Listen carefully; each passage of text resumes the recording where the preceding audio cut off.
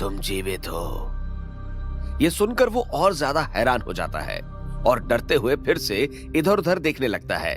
फिर सोचता है, क्या वो मेरे मन की बात जान सकता है? तभी फिर से आवाज आई, यही सोच रहे हो ना कि मैं तुम्हारे मन की बात कैसे जान पाया? मैं तुम्हारे मन की बात सुन सकता हूं, इतना जान लो। और कैसे जान सकता हूं ये अभी तुम्हें नहीं बता सकता। ये देख आर्या और डर जाता है और लड़खड़ा कर गिर जाता है और इधर उधर आवाज का पता लगाने के लिए देखने लगता है। तभी फिर आवाज आई, तुम्हारे जेब में अंगूठी है, उस पर एक बूंद अपना खून डालो, तब तुम मुझे देख सकते हो। उसके बाद वो खड़ा होकर इधर उधर देखने लगता है। फिर वो अपनी जेब में जैसे ही हाथ डालता है उसे वहां कुछ मिलता है। वो ये देखकर हैरान हो जाता है कि जो अंगूठी उसने झील में फेंक दी थी वो उसकी जेब में पड़ी है। आर्या पूरा डर चुका था और हकलाते हुए कहता है, तुम कौन हो और मेरे पीछे क्यों पड़े हो?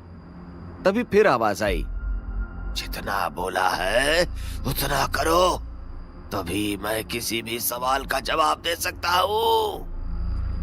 आर्या डरते हुए अपनी तलवार से अपनी उंगली पर एक कट लगाता है और अंगूठी पर गिरा देता है। तभी उस अंगूठी से सफेद धुआं निकलने लगता है। ये देख आर्या की डर के मारे हालत खराब हो जाती है। तभी वो धुआं एक इंसान की आकृति लेने लगता है। जैसे ही आकृति साफ हुई तो पता चला ये एक बूढ़ा इंसान है, जिसकी लंबी लंबी सफेद दाढ़ी, माथे पर तेज सफेद चोगा पहने किसी संत महात्मा की तरह लग रहे थे। तभी आर्या पूछता है, तुम कौन हो? तभी उस बूढ़े इंसान ने कहा, वो सब छोड़ो, मैं एक आत्मा हूं। मरे हुए 200 साल हो गए हैं और तुम हर छोटी छोटी बातों पर डरना बंद करो। मैं तुम्हें ताकतवर बना सकता हूं, लेकिन तुम्हें मेरी हर एक बात माननी होगी। और इतना बोलकर वो उससे बोले, मेरे पीछे आओ। आर्या की हिम्मत नहीं हो रही थी कि वो बूढ़े इंसान की बात को मना कर सके। वो पीछे पीछे जाने लगा। वो बूढ़ा आदमी झील के किनारे से कुछ जड़ी बूटी जैसी चीजें उखाड़ लेता है और फिर उससे कहता है, मैं तुम्हारी ताकत बढ़ाने वाला हूं और इसमें तुम्हें दर्द भी होगा। अगर तुमने झेल लिया तो कामयाब, वरना हार मानने का मतलब मारे जाओगे। क्या तुम्हें मंजूर है? आर्या मरने से नहीं डरता था, लेकिन वो जानता था कि अगर उसे कुछ हो गया तो उसकी मां का क्या होगा। बड़ी उम्मीद लगाकर उसकी मां ने उसे आश्रम भेजा है। वैसे भी उसने इतना कुछ सहा है कि उसे छोटे मोटे दर्द की आदत हो गई थी। आर्या उस बूढ़े की बात मान गया। तभी उस बूढ़े आदमी ने कहा, तुम्हें मेरा बदला लेना होगा जब तुम ताकतवर हो जाओगे। आर्या को कुछ भी समझ में नहीं आ रहा था। उसके सामने खड़ा वो अजीब सा बूढ़ा व्यक्ति, जो पहली नजर में एक साधारण सन्यासी लग रहा था, अब उसके जीवन की सबसे बड़ी पहेली बन चुका था। बूढ़े ने मुस्कुराते हुए कहा, इस जगह से अच्छी कोई जगह नहीं है ट्रेनिंग के लिए। आर्या ने हौसले से पूछा, कौन है आप? उस बूढ़े ने बिना उत्तर दिए एक चट्टान की ओर इशारा किया, फिर अपनी एक उंगली से चट्टान पर वार किया। पत्थर में तुरंत ही एक गोलाकार गड्ढा बन गया, जैसे किसी गर्म लोहे ने मक्खन में छेद कर दिया हो। आर्या की आंखें फटी रह गई। मुझे अपना गुरु बनाओ, बूढ़े ने गंभीरता से कहा। आर्या ठिठक गया। उसकी आंखों में संशय था, लेकिन दिल में कहीं एक आवाज आई, क्या खोगे? जब सबने छोड़ दिया तब भी ये बूढ़ा तुम्हारे पास है। उसने सिर हिलाया। ठीक है आचार्य, मैं तैयार हूं। बूढ़ा व्यक्ति अब मुस्कुराया नहीं, वो गंभीर हो गया, मानो आने वाले समय की गंभीरता को पहले से जानता हो। तो अब शुरू करते हैं, कहकर उसने अपनी झील के पास उगे पौधों और बेलों से कुछ जड़ी बूटियां तोड़ी। फिर एक मंत्र बुदबुदाते हुए उनके अर्श को एक शीशे के कटोरे में इकट्ठा करने लगा। उसके हाथों से निकली ऊर्जा देखकर लग रहा था जैसे वो स्वयं प्रकृति से संवाद कर रहा हो। उसने एक अर्क उस गड्ढे में डाला और झील की सतह को अपनी हथेली से छूकर कुछ बुदबुदाया।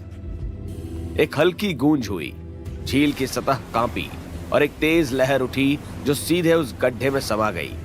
देखते ही देखते गड्ढा पानी से भर गया। पानी नीला, चमकदार और रहस्यमय था। आर्य ये सब समझने की कोशिश ही कर रहा था कि बूढ़े ने अचानक उसकी कमर से खंजर निकाल लिया। आचार्य, आप क्या?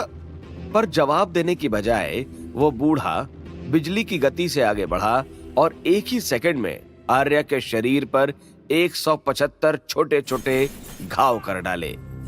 आर्य की चीख हवा में गूंज उठी। दर्द असहनीय था। उसकी आंखों के आगे अंधेरा सा छा रहा था। वो गिरने ही वाला था कि उसी क्षण बूढ़े ने अपने दोनों हाथों से उसे उठाया और उसे उस नीले पानी से भरे गड्ढे में डाल दिया। पानी शरीर को छूते ही जैसे आग बन गया। दर्द बढ़ता चला गया। शरीर का हर अंग, हर नस जलने लगी। ध्यान लगाने की कोशिश करो, बूढ़े की आवाज गूंजी। क्या? आर्या दर्द से तड़प रहा था। तुम्हें अपनी अमानत देने वाला हूं, पर अगर तुम्हारा मन केंद्रित नहीं रहा तो तुम खुद ही नष्ट हो जाओगे। आर्या अब समझ चुका था कि वो परीक्षा केवल बाहरी नहीं, भीतरी थी। वो आंखें बंद करता है, लेकिन वो दर्द किसी भी सामान्य मनुष्य को पागल कर सकता था। मगर आर्या हार मानने वालों में से नहीं था। मैं एक जीरो हूं, मैं एक शून्य योद्धा हूं, लेकिन यही मेरी ताकत बनेगी, उसने मन में दोहराया।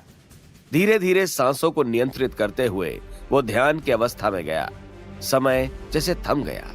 घावों से रक्त बहना रुक गया। शरीर की अशुद्धियां गाढ़े धुएं की तरह बाहर निकलने लगी। पानी का रंग अब गहरा काला हो गया और तभी उसके भीतर कुछ टूटा। एक बंद दरवाजा जो वर्षों से बंद था खुल गया। Level 2 stage 1, level 2 stage 2, level 3 stage 4। उसका शरीर अब ऊर्जा से भर चुका था। आंखें खोलते ही उसके चारों ओर की हवा कंपन करने लगी। वो झील से बाहर निकला और आचार्य के सामने घुटनों के बल बैठ गया। गुरुदेव को मेरा प्रणाम। उसकी आंखों में कृतज्ञता और विनम्रता का मिश्रण था। मैं इस उपकार को कभी नहीं भूलूंगा। बूढ़ा, जो अब तक रहस्यमय बना हुआ था, मुस्कुराया और बोला, तुम अभी केवल पहले द्वार पर पहुंचे हो। जो अब मैं तुम्हें देने वाला हूं वो और भी खतरनाक है, और इसका जिक्र किसी से नहीं करना, चाहे वो कितना भी खास क्यों ना हो। वो अपनी चेतना से एक चमकती हुई गोल्डन बुक निकालता है और आर्या के माथे पर स्पर्श करता है। किताब उसकी चेतना में समा जाती है। आर्या हक्का बक्का रह गया। आचार्य, ये क्या था? ये एक दूसरी दुनिया की किताब है। इसे मेरे गुरुजी ने मुझे सौंपा था। इसी के कारण मेरी हत्या हुई और मेरी आत्मा इस घाटी में ही रह गई। अब मरे हुए इंसान को दुनियादारी से क्या मतलब? लेकिन याद रखना, ये किताब हर तरह की मणि से पोषित होती है। ये जितनी ताकतवर होगी उतना ही तुम्हारे लिए फायदेमंद साबित होगी। आर्या अब हैरान नहीं, चिंतित था। तो क्या मैं आपको मुक्त नहीं कर सकता? तुम कर सकते हो, पर अभी नहीं। जब तक तुम ब्रह्मांड मंडल तक नहीं पहुंचते, मेरी मदद करने की कोशिश भी मत करना, क्योंकि मेरा दुश्मन बहुत खतरनाक है। और अगर तुम्हें कभी जिगर कलेजा दल नाम का कोई मिले तो उसकी मदद जरूर करना। जिगर कलेजा दल? आर्या ने दोहराया। वक्त आने पर सब समझ जाओगे। अब तुम जा सकते हो। आचार्य बोले और हवा में विलीन हो गए। आर्या अकेला रह गया। घाटी गहरी थी, चारों ओर चट्टानें थीं। वो अब भी वहां था जहां शायद कोई दूसरा जीवित नहीं बचा होता। उसका मन एक पल को डगमगाया। अब बाहर कैसे निकलूं? लेकिन अब वो कमजोर नहीं रहा। उसके भीतर कुछ नया था, आत्मबल। वो किनारे किनारे चलने लगा, किसी रास्ते की तलाश में। तभी उसकी नजर एक विशाल बरगद की जड़ पर पड़ी जो घाटी की दीवार से लटक रही थी। एक क्षण के लिए उसे सुकून मिला। वो उस जड़ को पकड़कर चढ़ना शुरू करता है। अब उसके भीतर की ताकत उसकी मदद कर रही थी। जैसे जैसे वो ऊपर चढ़ रहा था, एक फुफकारती आवाज उसके कानों में गूंजी। सांप? वो समझ गया। वहां पर एक चील का घोंसला था जहां पर एक चील की लाश पड़ी थी। वो समझ गया कि जरूर इसे सांप ने ही मारा होगा। ऊपर की ओर झांकने पर लगा, एक विशाल नाग एक चील के अंडे को तोड़ रहा था और उसका तरल पी रहा था। वहां कुल 6 अंडे थे जो पहले ही टूट चुके थे। यह सांप बहुत बड़ा था, लगभग 4 मीटर का, और देखने भर से बदन में झुरझुरी पैदा हो रही थी। एक बार को तो आर्या का संतुलन बिगड़ गया, लेकिन उसने जल्द ही खुद को संभाल लिया। आर्या के मन में क्रोध और करुणा एक साथ फूट पड़े। साथ ही वो डर भी रहा था कि कहीं सांप की नजर उस पर न पड़ जाए। उसने झटपट बचे 4 अंडों को अपनी आस्तीन में छिपा लिया। नाग अब तरल पीने में व्यस्त था, लेकिन जैसे उसने देखा कि बाकी अंडे गायब हैं, वो फुफकारते हुए बाहर निकला। उसकी आंखों में पागलपन था। वो आर्या को ऊपर जाते हुए देख चुका था, पर नाग ने उसका पीछा नहीं किया। क्यों? क्योंकि वो खुद बहुत अधिक तरल पी चुका था। उसका शरीर भारी हो गया था और वो तरल के शक्तियों को पचाना चाहता था। नहीं तो गर्मी में उसका शरीर फट सकता था। लेकिन उसकी आंखों में वो चेहरा बस चुका था, आर्या का चेहरा।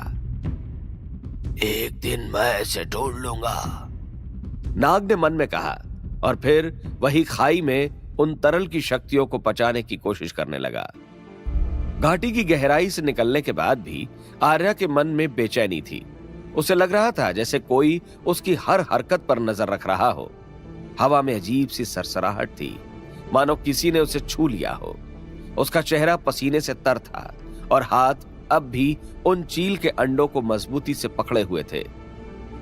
क्या वो सांप मुझे ढूंढ रहा है? आर्या ने खुद से पूछा। उसकी नजर लगातार पीछे झांक रही थी, लेकिन अब उसे रुकना नहीं था। उसने अपने अंदर उमड़ती ऊर्जा को महसूस किया। उसके कदमों में एक नया आत्मविश्वास था। उसके भीतर जल रही शक्ति की लौ अब मंद नहीं थी। वो अब उसे ताप दे रही थी, दिशा दे रही थी। कुछ ही दूरी पर उसे एक गुफा दिखाई दी। उसका मुंह बेलों और झाड़ियों से ढका हुआ था। वो झुककर भीतर घुस गया। अंदर घुसते ही उसे एक हल्की सी गर्माहट महसूस हुई। ये कोई साधारण गुफा नहीं थी। यहाँ की दीवारों पर प्राचीन चित्र बने हुए थे, योद्धाओं की, गुरुओं की और कुछ भयावह प्राणियों की। वो फौरन बाहर आ गया और मन ही मन बोला, अभी आश्रम में भीतरी छात्र बनने की परीक्षा होने वाली है। मुझे उसके लिए आश्रम पहुंचना होगा। इस गुफा के रहस्य को बाद में भी देख सकता हूं, लेकिन अगर इस बार भीतरी छात्र नहीं बना तो मुझे आश्रम से निकाल दिया जाएगा।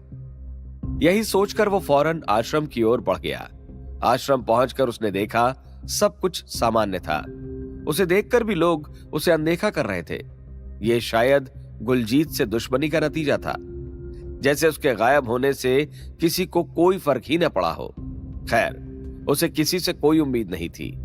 उसने अपना सर झटका और अपने कमरे की ओर बढ़ गया, लेकिन वहां जाकर देखता है तो एक मोटा लड़का उसके बेड पर सोया हुआ था। आर्या ने सोचा, शायद वो ज्यादा थक गया होगा, इसलिए सो गया होगा। आर्या ने उसे परेशान नहीं किया और खुद से बोला, ये मोटा जब तक यहां सोया है तब तक पुस्तकालय में जाकर कुछ पढ़ लेता हूं। यही सोचकर वो पुस्तकालय की ओर बढ़ गया। आर्या धीमे धीमे कदमों से पुस्तकालय की ओर बढ़ रहा था। हर कदम उसके भीतर एक गूंज छोड़ रहा था। गुरु सोमदेव की बातें, और आचार्य सोमदेव की बनाई जादुई तरल से मिली वो अनोखी ऊर्जा की यादें। इतने समय की मेहनत और किए हुए अभ्यास के बावजूद उसके शरीर में थकान का नामो निशान नहीं था। लाइब्रेरी किसी महल से कम नहीं थी। 4 मंजिला विशाल भवन, जिसमें हर मंजिल पर किताबों का भंडार रखा हुआ था। उसके दिमाग में आचार्य सोमदेव की बातें गूंज रही थी। बीच बीच में इसे भूख भी लगती है, ये केवल मणि से पोषित होता है, इसकी ताकत बढ़ाओ, ये तुम्हारी बढ़ाएगी। वो जैसे ही लाइब्रेरी में दाखिल होने वाला था, तभी उसके कानों में आवाज आई, अंदर जाने से पहले अपना बाहरी छात्र टोकन दिखाओ। एक भारी आवाज ने कहा। आर्या चौका। द्वार के एक ओर एक वृद्ध बैठा था, झुर्रियों से भरा चेहरा, लेकिन आंखों में